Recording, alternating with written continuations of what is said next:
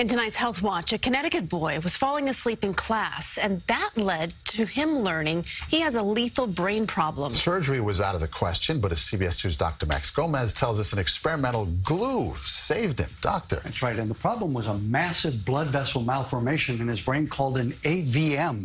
World-renowned neuroradiologist Dr. Alex Berenstein routinely treats these with a medical-grade superglue.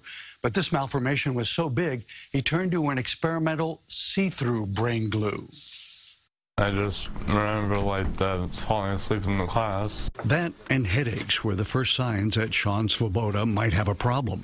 Mom thought it was probably Sean going through puberty, but his 8th grade teacher didn't think that explained it. The way she described it was that he was falling asleep in class and she was having trouble waking him up. And when she did wake him up, that he almost couldn't remember that he had actually fallen asleep. A sleep study, then MRIs, led to an unexpected, devastating diagnosis. Sean had a huge blood vessel malformation in his brain called an arteriovenous malformation, AVM for short. Those thick, sausage-like shapes were massively swollen veins. That takes away blood from the normal brain.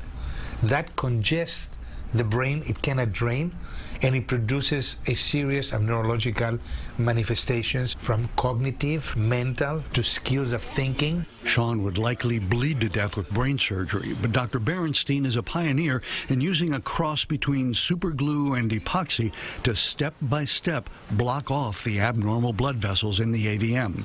But the usual glue is so dense, and he would have to use so much of it that not only we cannot tell what we are accomplished, but more important, if it goes to the wrong place, we won't see it until it's too late. So Dr. Berenstein asked the FDA to allow him to use an experimental brain glue that would show up on x-rays, but that were partially transparent.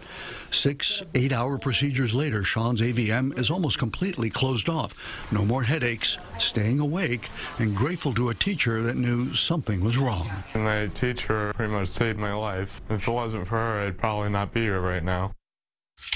And the reason it took so many procedures is that after each one, Sean's brain and heart had to get used to new blood flow demands and patterns.